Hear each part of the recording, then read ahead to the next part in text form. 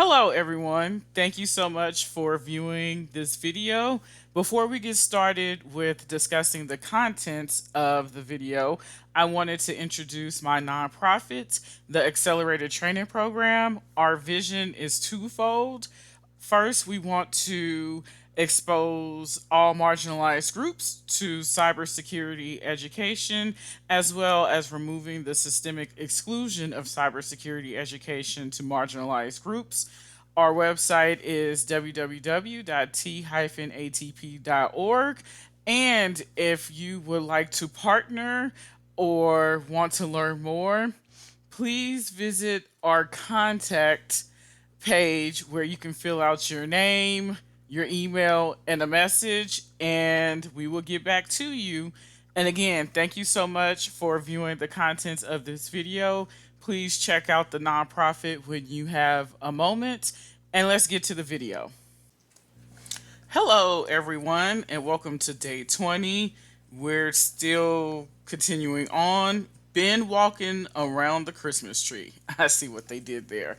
Okay, and we're doing firmware. So I'm going to start the machine um, while I'm reading this, and it will be ready by the time I'm done. Okay, we can now learn more about the mysterious device found at Santa's workshop.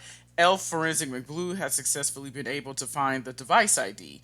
Now that we have the hardware device ID, we're going to help Elf McSkitty reverse the encrypted firmware and find interesting endpoints for Internet of Things exploitation. Okay, so the learning objectives.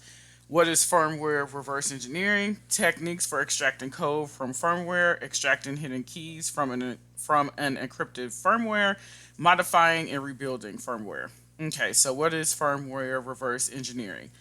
So every embedded system, such as cameras, routers, smartwatches, have pre-installed firmware, which has its own set of instructions running on the hardware's processor.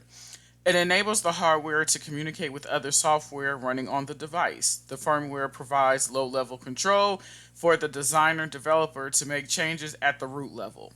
Reverse engineering is working your way back through the code to figure out how it was built and what it does. Firmware reverse engineering is extracting the original code from the firmware binary file and verifying that the code does not carry out any malicious or unintended functionality like undesired network communication calls. Firmware reversing is usually done for security reasons to ensure the safe usage of devices that may have critical vulnerabilities, leading to possible exploitation or data leakage. Consider a smartwatch whose firmware is programmed to send all incoming messages, emails to a specific IP address without any indication to the user. Okay, so why is this? Okay, that was kind of weird. Okay, firmware reversing steps. The firmware is first obtained from the vendor's website or extracted from the device to perform the analysis. The obtained extracted firmware, usually a binary file, is first analyzed to figure out its type, bare metal or OS based. It is verified that the firmware is either encrypted or packed. The encrypted firmware is more challenging to analyze as it usually needs a tricky workaround, such as reversing the previous non encrypted releases of the firmware or performing hardware attacks like side channel attacks to fetch the encryption keys. Once the encrypted firmware is decrypted, different techniques and tools are used to perform reverse engineering based on type. Okay, so the types of firmware analysis. So there are two techniques, static and dynamic. So with static analysis, this involves an essential examination of the binary file contents, performing its reverse engineering, and reading the assembly instructions to understand the functionality. This is done through multiple commonly used command line utilities and binary analysis tools such as Binwalk, a firmware extraction tool that extracts code snippets inside any binary by searching for signatures against many standard binary file formats like zip, tar, exe, elf, etc. Binwalk has a database of binary header signatures against which the signature match is performed. The common objective of using this tool is to extract a file system like Squash FS, YAF FS2, CramFS, um, XFS and JFFS2, which is embedded in the firmware binary. The file system has all the application code that will be running on the device. So, firmware mod kit. So, this is widely used for firmware reverse engineering. It extracts the firmware using binwalk and outputs a directory where the firmware file system with the firmware file system. Once the code is extracted, a developer can modify desired files and repack the binary file with a single command. And then FirmWalker searches through the extracted firmware file system for unique strings and directories like Etsy Shadow, Etsy Password, Etsy SSL, special keywords like admin root password, vulnerable binaries like SSH, Telnet, and Netcat. Okay, so dynamic analysis involves running the firmware code on actual hardware and observing its behavior through emulation and hardware software based debugging. One of the significant advantages of dynamic analysis is to analyze unintended network communication for identifying data pilferage. The following tools are also commonly used for dynamic analysis: QME, and I'm probably pronouncing that not correct, is a free and open source emulator and enables working on cross platform environments. The tool provides various ways to emulate binary firmware for different architectures like advanced RISC machines, ARM microprocessors without interlocked pipelined stages, MIPS, etc. on the host system. Okay, so this can help in full system emulation or a single binary emulation of executable and linkable format for the Linux system in many different platforms. So GNU Debugger or GDB is a dynamic debugging tool for emulating a binary and inspecting its memory and registers. GDB also supports remote debugging, commonly used during firmware reversing when the target binary runs on a separate host and reversing is carried out from a different host. Okay, so we're going to do a bit of reversing. Let's go. Okay, so I started the machine. It's already in split view. Um, so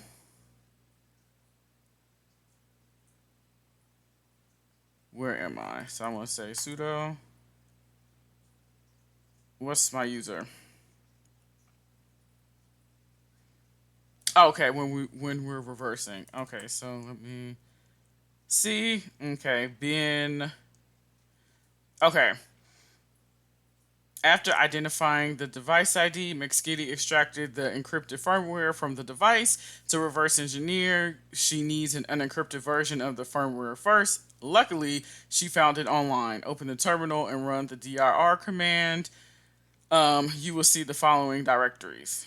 So we have bin unsigned, and then firmware mod kit. So this is probably the unsigned.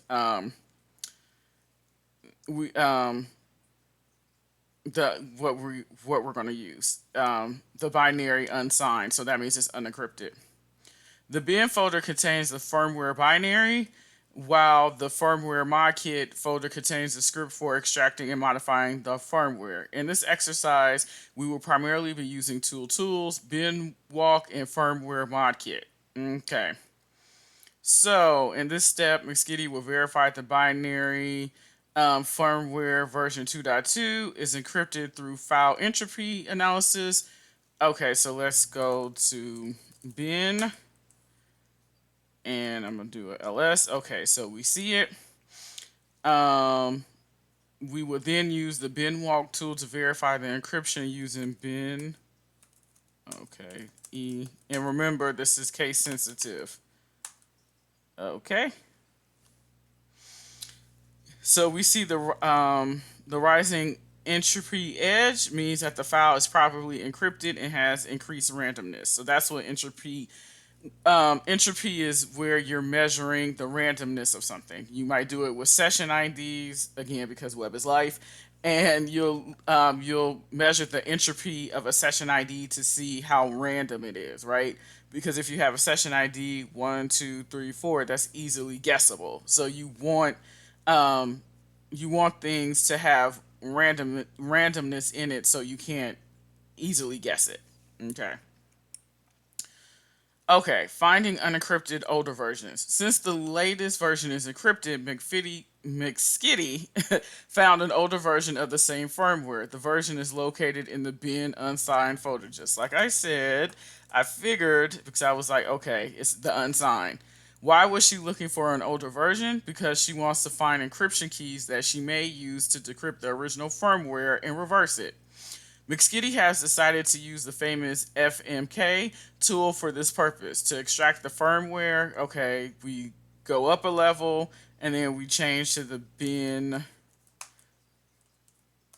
unsigned. Okay, and then we're going to say extract firmware, and then we're going to say firmware unassigned.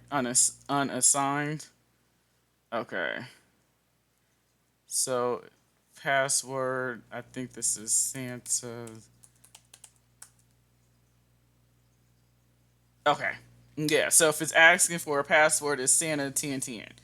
Okay, so we see that this has been saved in home test bin unassigned FMK, and then the uh this shows that the files that were saved. Okay, the original firmware is GPG protected, which means that we need to find a public and private key and a passphrase to decrypt the original signed firmware. We know that the unencrypted firmware is extracted successfully and stored in the FMK folder.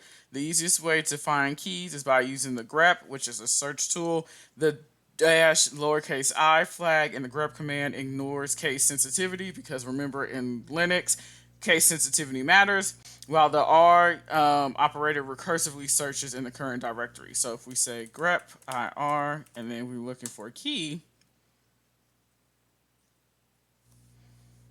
we see here root FS, which is the root file system.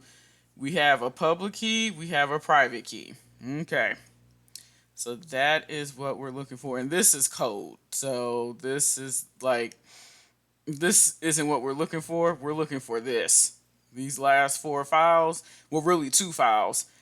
The public.key, private.key, and rootfs, which is the root file system. That's what we want. Okay. We have found the public and private keys, but what about the passphrase? Usually used with the private key to decrypt a GPG encrypted file. Okay. So let us say grep IR and paraphrase. I think I said passphrase, but I meant paraphrase. This is the paraphrase root FS, which is the root file system secret.txt. So our paraphrase Santa 2022. Okay. McSkitty has finally located the public and private keys in the paraphrase as well. Okay, now that we have the keys, let's import them using the following command. We're about to decrypt. So we're going to say GPG and we're import FMK root FS GPG, and then we're going to say private key, which is right here. And we found that. Okay, and then we're going to press enter and Santa at 2022.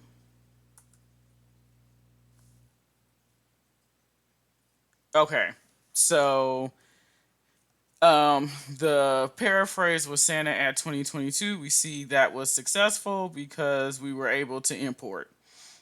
Secret key imported. Okay.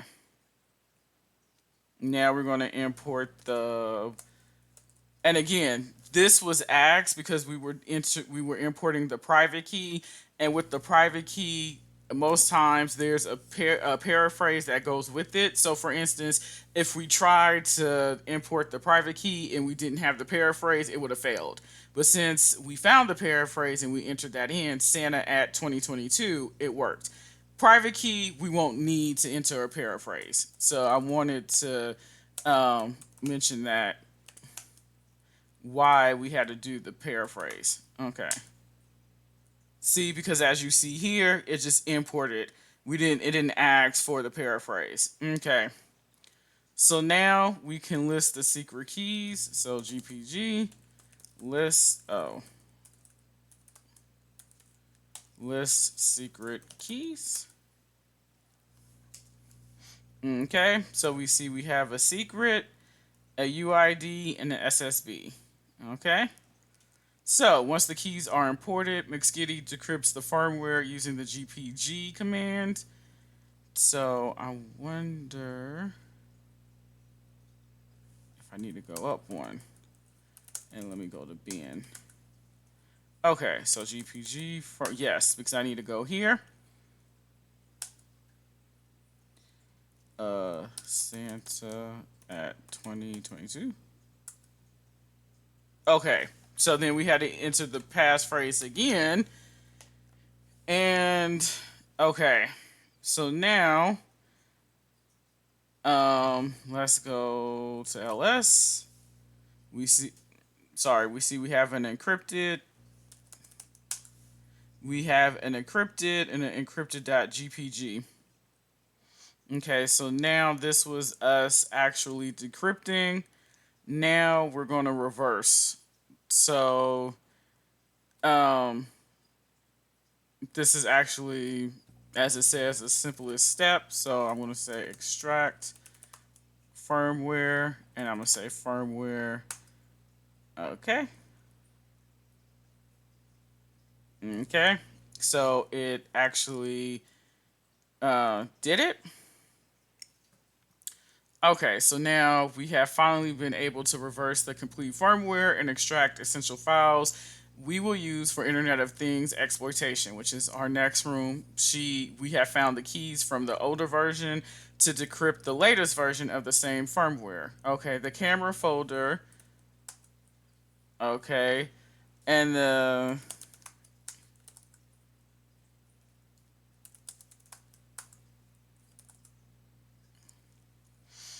will contain all necessary files we will be using in the next task. Okay.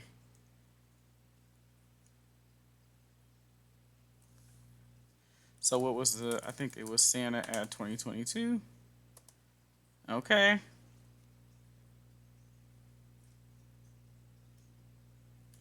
Okay, so okay, I don't think I needed to go here.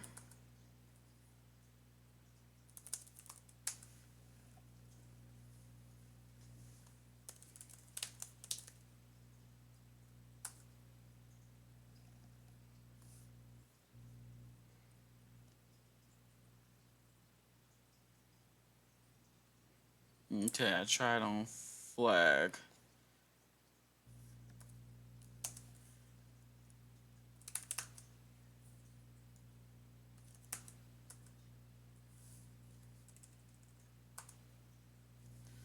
Okay. Did I miss it? Okay, so I went here.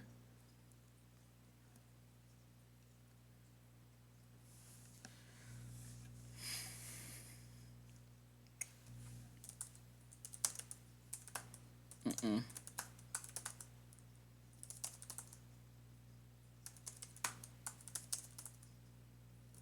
Mm-mm.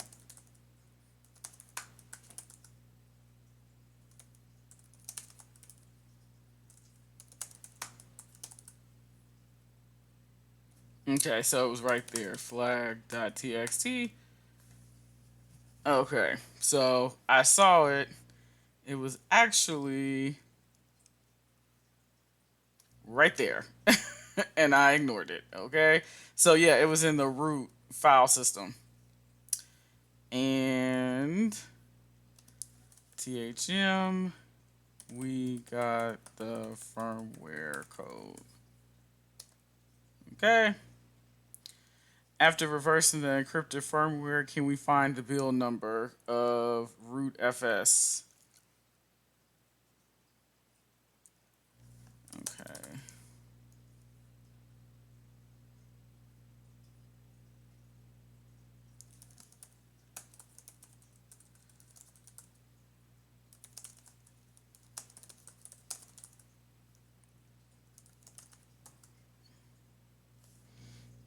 I wonder if it was also.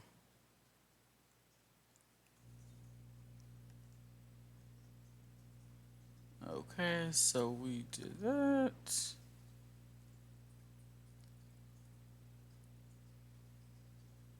looking for root FS.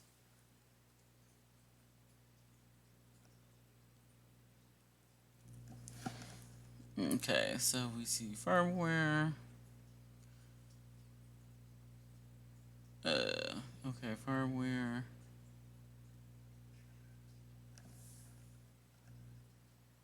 Okay, no. So because I see Squash FS, little Indian, but I see 4.0. So that's not.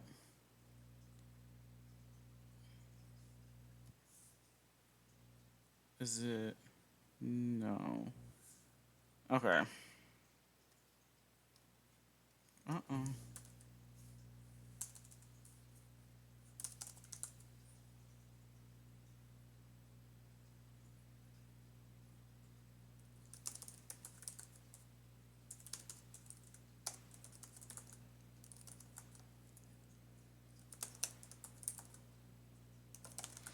Okay.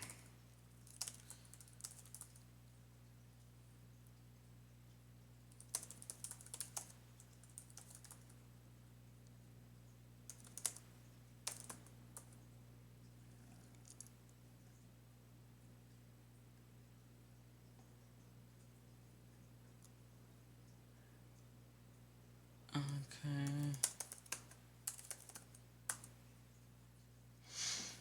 Okay, so that's what we were looking at. Okay.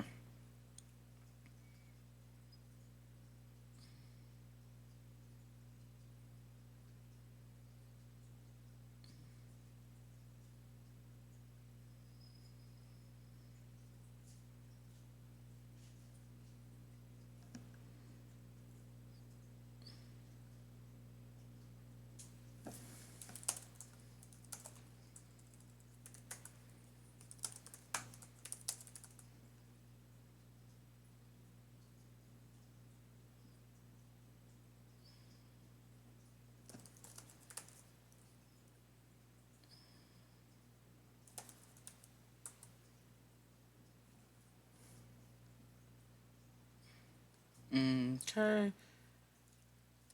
2.6.31. Okay. And that was because I just did a grep on build. So we see here 2.6.31. So that's how I was able to find it. So we see that here, root FS build 2.6.31. Okay, so did you know we have a wonderful community on Discord? If you haven't signed up, I definitely suggest that you do. If you do join, you can count on nice conversations, cybersecurity tips and tricks, and room help from our mods and mentors. I actually use that for day 10 because I was trying to change the value of the balls and then it was crashing. Okay, our Discord admin has some rooms out too. You can try an easy one, which is Get Happens, or a hard one, which is Shaker. So, this was very fun. I have actually used Binwalk one other time. I love all things security. I try not to limit myself. So whenever I'm interested in something, I'm like, oh, I want to play with it. So for a time, I was interested in Internet of Things, and I also volunteer with the Biohacking Village. Check them out. They marry cybersecurity and all facets of medical. And so I was like, oh, I really want to learn this. So I used Binwalk one other time, and that was just me playing around. So I hope you learned a lot in this room, and I can't wait to see you in the next video. We're 5 days out from Christmas. Bandit Yeti, I know, is going to make another appearance, and we need to see what they're going to do. But in the meantime, have a good day or night, and I'll talk to you later. Bye.